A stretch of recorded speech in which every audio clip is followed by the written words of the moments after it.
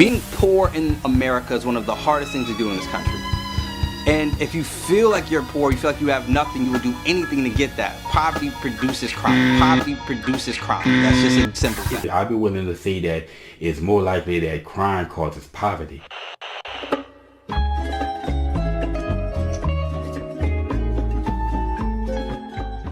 People always want to put the carriage before the horse, where they want to assume that poverty is what causes crime. And they never think that it may be possible that crime causes poverty. There are many ways that crime causes poverty. I'll give you two examples.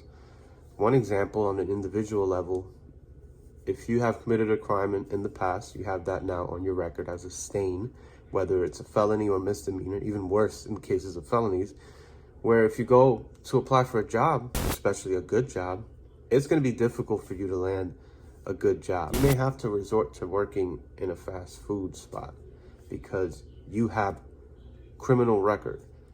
This is how crime creates poverty, or can create poverty, on an individual level. But crime can create poverty on a mass level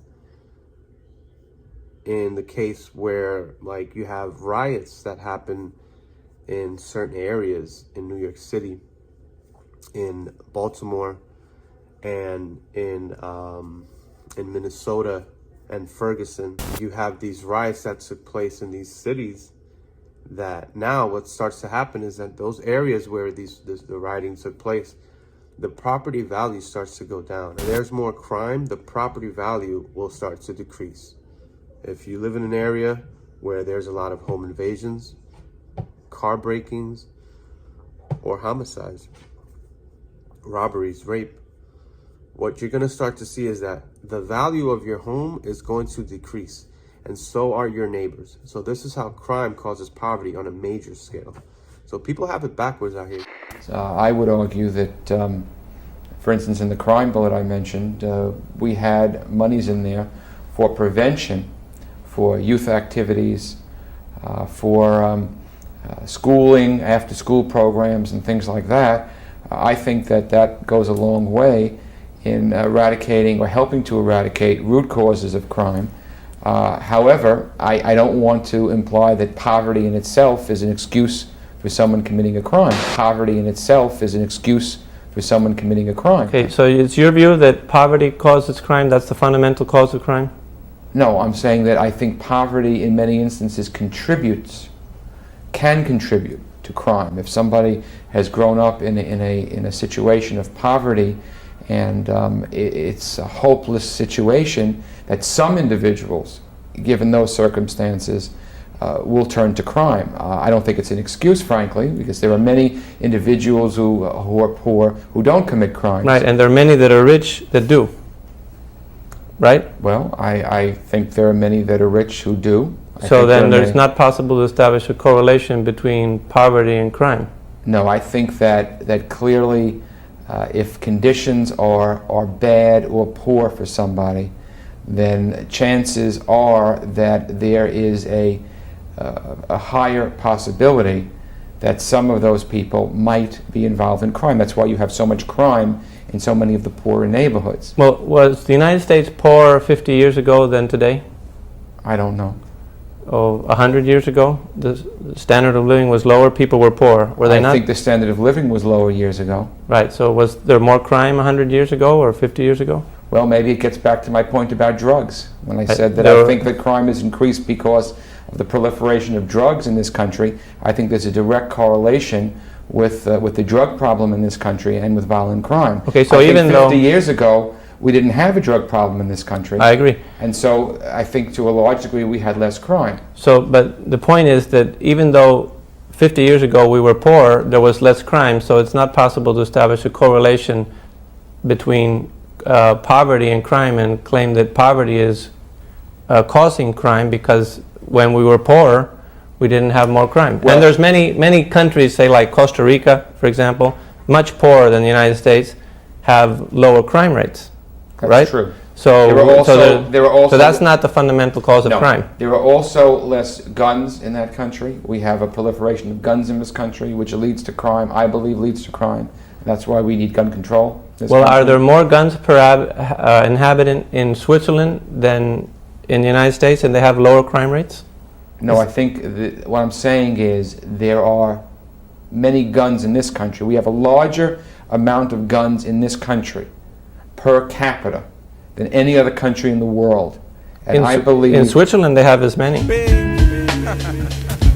America loves guns. Another mass shooting in America. Another mass shooting. Yet another mass shooting. So I was wondering, what if there was a world where people could keep their guns and have no mass shootings?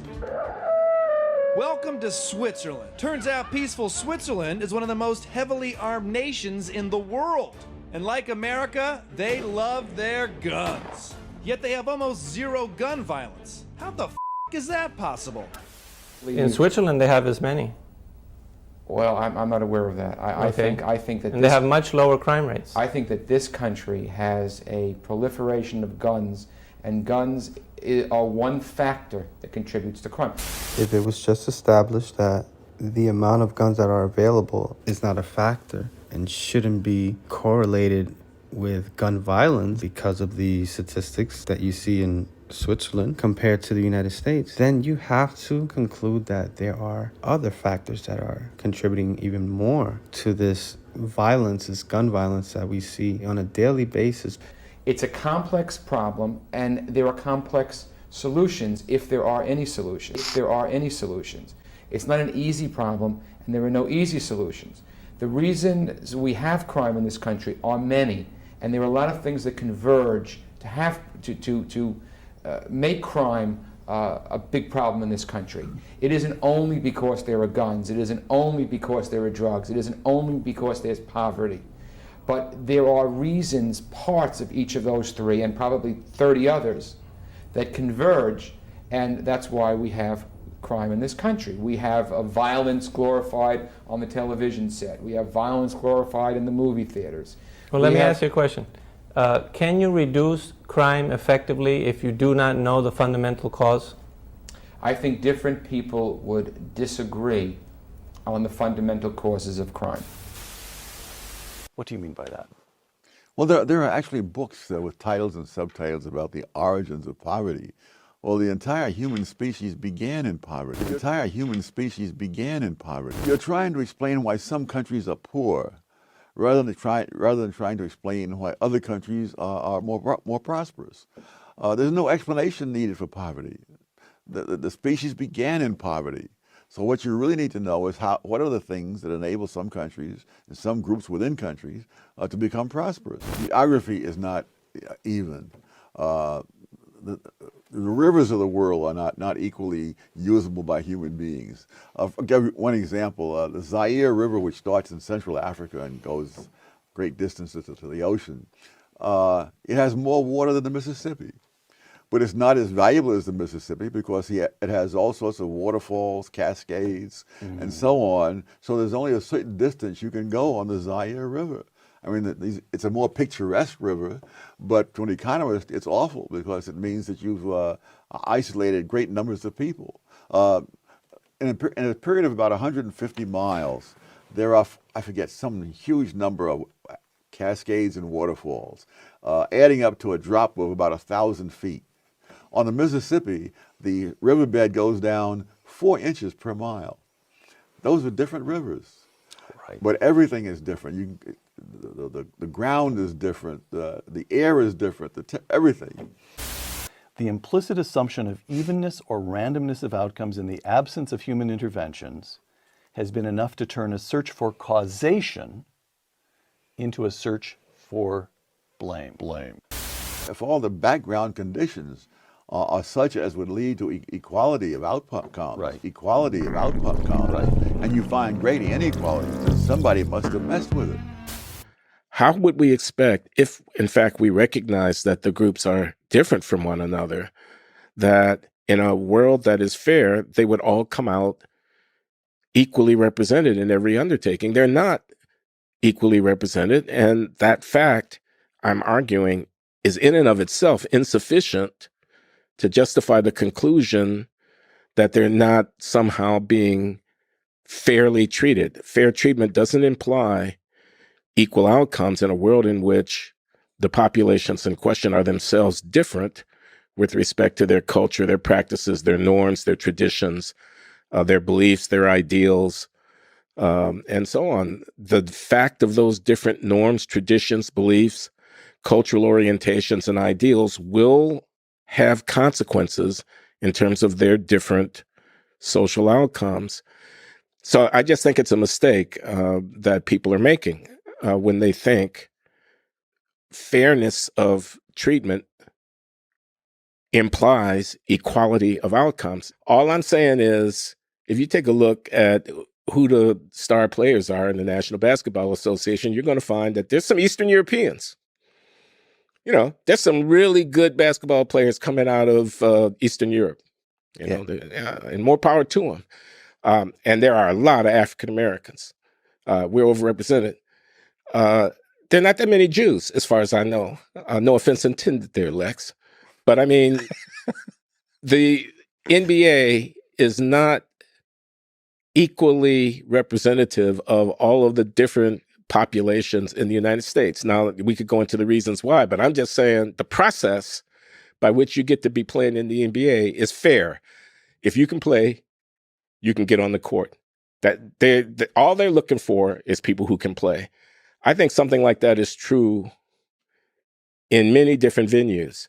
I expect if you're a really good technical engineer, companies are going to employ you.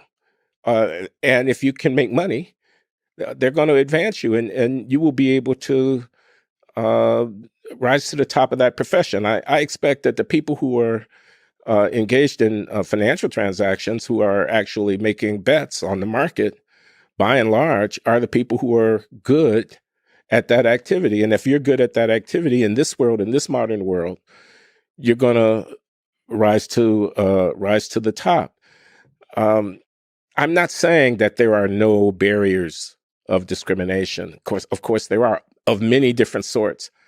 But I'm saying that to expect that there would be, okay, I mean, let's look at who's actually writing code. Let's look at who's actually trading bonds. Let's look at who's actually starting businesses, and so on. To say that that in a fair world, I would expect that if blacks are 10% of the population, they'd be 10% of every one of those things, is to ignore the reality that the differences in the culture and practices and norms of the various population groups will lead to differences in their representation amongst people who are outstanding performers in one or another activity. The opportunities, the equality of opportunity. How do we know we got that equality right? We're talking about opportunity, not about results. But opportunity is not just something that depends upon what the law is and what public policies are. Opportunity also depends upon the social conditions in which people are raised, the social and economic conditions. So the child of a poor family that has no resources, it doesn't have the same opportunity as a child of a wealthy family to realize their full human potential. You asked me, how can we tell whether or not a difference in outcomes is a reflection of unequal opportunity, or it's a reflection of differences in culture and interest and practice? And I don't know that there's a single answer to that question, but I think one wants to look at the data. One wants to try to measure, as a social scientist, I would say what you want to do is you want to estimate the significance of various factors for determining the outcome. If the outcome is how much money does a person make when they work in the labor market, so you look at their wages and you think, well, that depends upon a number of things. It depends upon how educated they are, what kind of skills they have, what kind of work experience they have, and so on. And those things are all legitimate factors that might determine how much they end up making in the labor market. Crime is caused by poverty. In the case of having a conservative government, they generally tend to lean towards punishment or dealing with crimes after they've occurred. It's usually left-wing governments that deal with crimes before they've occurred. They're the ones that will invest in preventative measures. Now, personally, I think you need a balance between the two. It's a bit annoying that these two parties that we have tend to lean too far in one direction and neglect the other, and we have this kind of oscillating, bouncing from one problem to the other. I think you need to obviously instill a certain amount of preventative measures, but you also need a very decent punishing system that instills fear in people's hearts before they commit a crime, because the punishment itself can have a preventative measure if it's done in the right way. One of the reasons about this increase in crime that we have in the UK at the moment, people are constantly trying to just blame poverty for it, and you'll hear it. Poverty leads to a rise in crime, but this isn't true. It's not just strictly poverty that causes crime. That's a huge oversimplification. And if it was true, you would see poor people committing crime constantly. It would be a one-for-one kind of thing. There's obviously some sort of condition that has to be met along with poverty. It's not simply, oh, you're poor, or you're now a criminal. It's more complex than that. Well, how can you determine this rate of inequality? And it was called the Gini coefficient, Gini coefficient. What this does is it's just a mathematical technique for you to be able to work out as a percentage the rate of inequality in a society. What they've noticed that it's not poverty that causes crime, but it's relative poverty. And so if you live in an area where everyone around you is poor, then you're less likely to commit crime because you don't feel as poor. And whereas if you live in a society that has massive inequality in the sense that there's people that are really rich living next door to people who are really poor, this relative poverty leads to an increase in crime. So if you go to like little villages in the middle of nowhere, if you're like in one of the Middle Eastern countries, there's a small village, they have really low crime rates, even though they're really poor, relative especially to, say, Western countries. Or if you go into tribes in Africa, they don't have much crime, so long as obviously they're all struggling the same amount. So long as they all have a general equality between them. This equality doesn't necessarily mean they're rich. They can still be poor, but equal. They can all be equally poor. It's the same in America as well. You have the more rural, conservative areas, and when you're really out deep into the rural areas of America, you'll find that these people are quite poor, but they have relatively low crime rates. And when you move to cities, this changes a lot. There's a lot more issues. We're now going to look at the 4 poorest cities in the United States. We're going to look at the crime rate compared to cities that have way more money, like Baltimore and Detroit. And we're going to see that the correlation between crime and poverty is just not there. So why does this left-wing narrative still persist till this day? The 4th poorest city in America is Porcupine, South Dakota. Porcupine is part of the Pine Ridge Reservation. 90% of the residents live below the poverty line. 87% of the population is American Indian, with the remainder being white or mixed race. Crime in Porcupine is well below the national averages, with violent crime 7.5 points below and property crime 17.1 points lower. The 3rd poorest city is Mi Ranchito Estate, Texas. In Mi Ranchito Estate, more than 90% of the residents live below the poverty line. About 20% of the adults have a high school diploma, and the unemployment rate is nearly 63%. 100% of the population is Hispanic. Crime in the Mi Ranchito Estate is slightly higher than the nation, with violent crime 1.1 point higher and property crime 8.6 points higher. The 2nd poorest city in the country is Watchtower, New York. Watchtower has a poverty rate of 92%. Virtually none of the over 2,000 residents have a typical job or are looking for one. Watchtower is the most diverse city we've seen so far, with 40% of the population being white, 33% Hispanic, and 16% black, and the rest are either Asian or mixed race.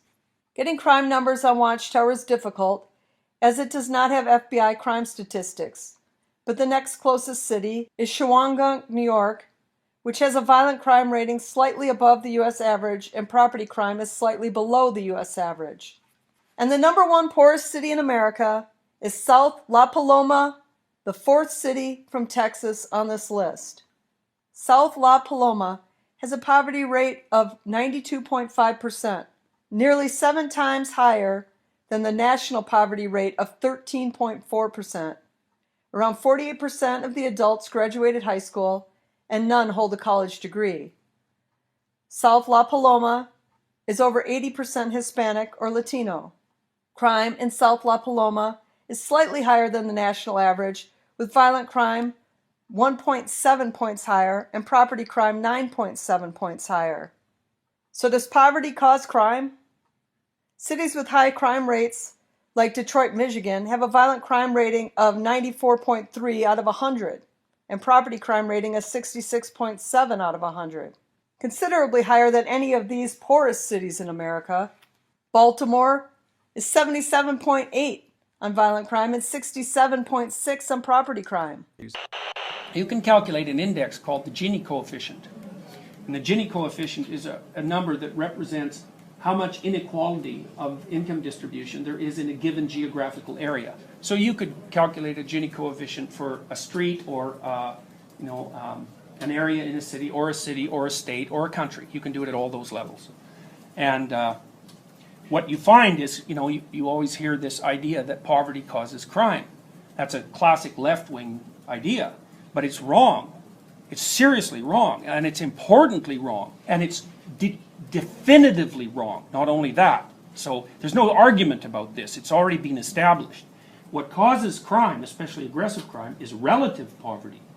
And relative poverty is not the same thing as poverty at all. It's seriously not the same thing. Poverty is when you don't have enough to eat. Relative poverty is when the guy next door has a much better car than you. So, and there's lots of relative poverty in the United States, and there's some absolute poverty, but even the absolute poverty in the United States is nothing like the absolute poverty, say, in places like India or in sub-Saharan Africa, where absolute poverty means you have nothing.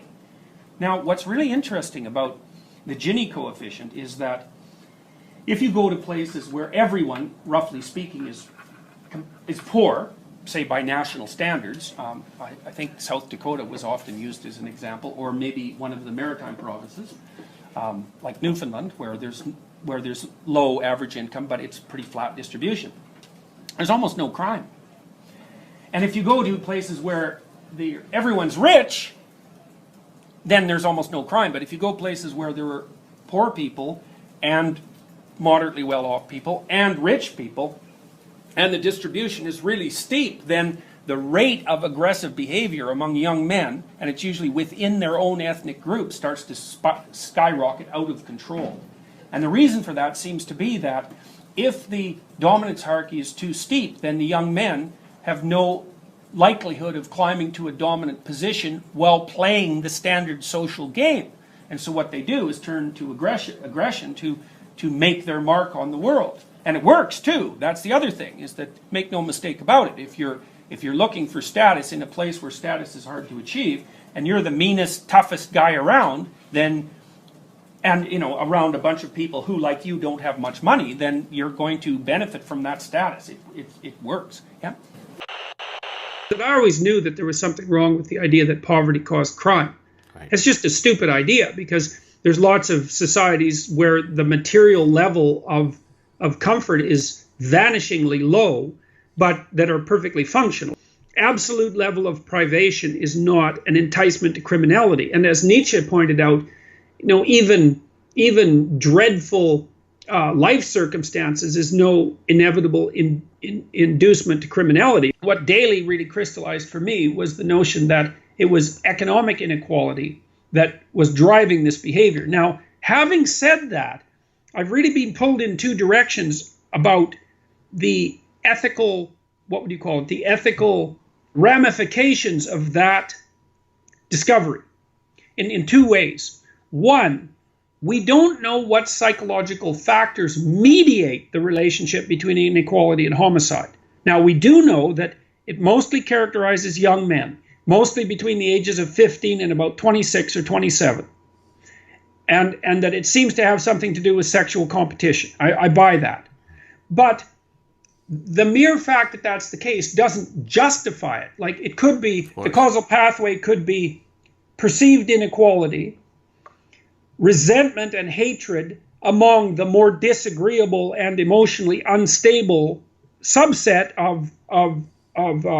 of males in that unequal state, justification for violent behavior.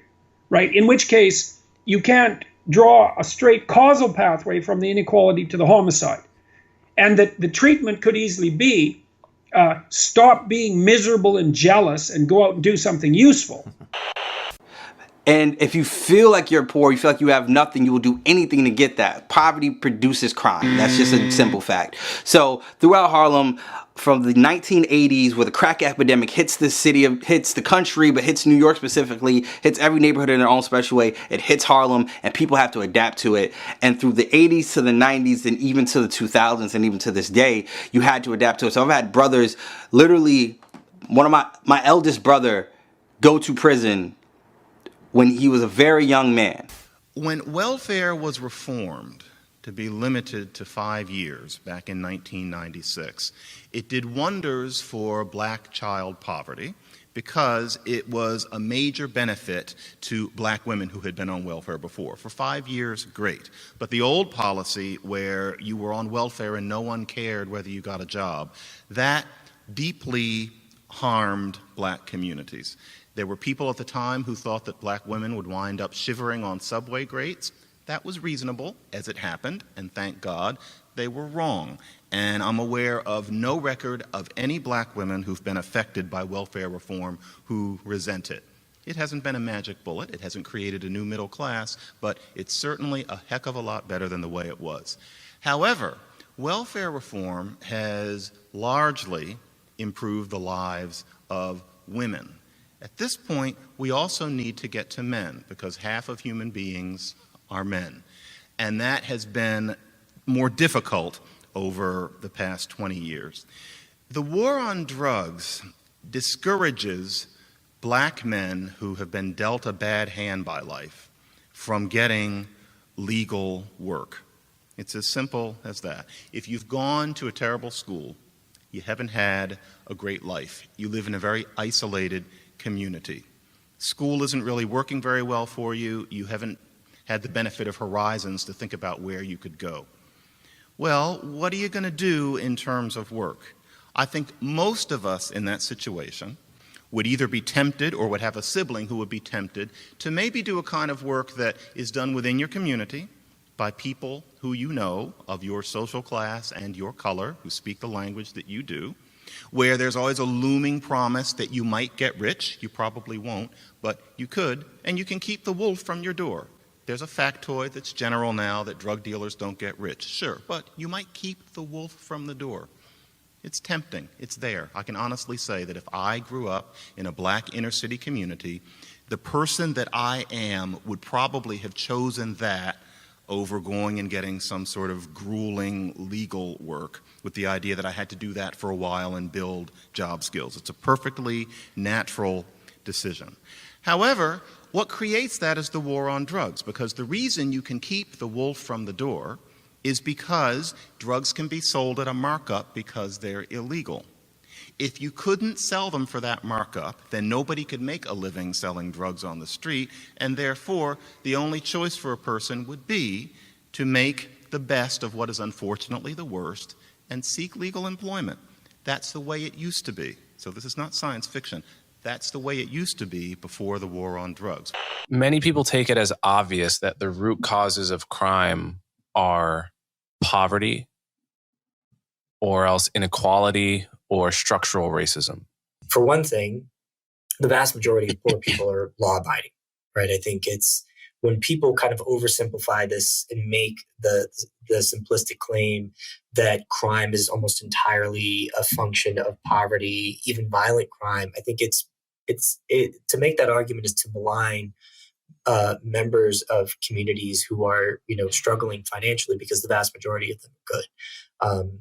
And so I think that's a starting point, right? Like the vast majority of poor people are not criminals. So yes, a lot of criminals are poor, but what we don't know is like which way the causation runs, right? Like it's entirely possible, and I think indeed true, that the sort of characteristics, the sort of antisocial disposition that leads one down a life of crime are also associated with a lack of success, a lack of economic success, that would also be correlated with poverty. And I think that starts to become clear when you try to find a relationship between some of these socioeconomic indicators and violence, and it becomes really hard. So New York City, for example, if you just look at the year before we peaked in homicides. In 1990, we had 2,262 homicides. So look at 1989. The poverty rate that year in New York City was actually slightly lower than it was in 2016. The reason I picked 2016 is because that's the year before we hit our valley number of homicides of 292. So we go from 1990 to 2017. Poverty basically doesn't move, but moves a little bit in the wrong direction, which is to say it goes up slightly, and yet we have this massive, massive decline in homicides. And by massive, you're talking about like 90% decline, exactly, something like that. I mean, huge, huge. And it's not just homicides, of course, like lots of other crimes, robbery, aggravated assault, rape, all declined. What that tells me is that to whatever degree poverty might be associated with crime, it is not anywhere close to being an immediate cause of violence. Another thing is that, it's not at all clear that people are better off financially when they engage in violent crime, which is, kind of the focus of the book. It's, when you often watch videos of robberies. There was one that went viral that took place in Lincoln Park, which is a really nice neighborhood in Chicago. There was a guy who was getting robbed, and they asked him for his cell phone, and they want to unlock the iPhone, so they're making him give the code, and he doesn't want to give the code. They beat him up. Eventually, he gives the code, and then they shoot him afterward before they take off. They didn't have to shoot him. They got his property. He gave the code. They had already beat him up. There was nothing financially to be gained. But as economic historian David Landy said, the world has never been a level playing field. It's not a level playing field geographically, culturally, politically, you name it, it's not. So this is where that whole nonsense of crime is caused by poverty is just, again, demolished. It's been constantly debunked, and I don't know how this still persists. You see this type of thinking amongst Black Lives Matter, and this is actually a sort of Marxist way of thinking. You see Karl Marx, who wrote extensively about socialism. What did Karl Marx say? That capitalism causes crime, because capitalism causes poverty. And sadly, this is what the left wing has turned into, this real far left socialist Marxist type of party that seems very cultish, and everything is identity and two-dimensional way of thinking, and it's exposed easily. I don't know how people still fall for this stuff that want to call themselves intellectuals. They can't even add up damn two numbers. Peace out.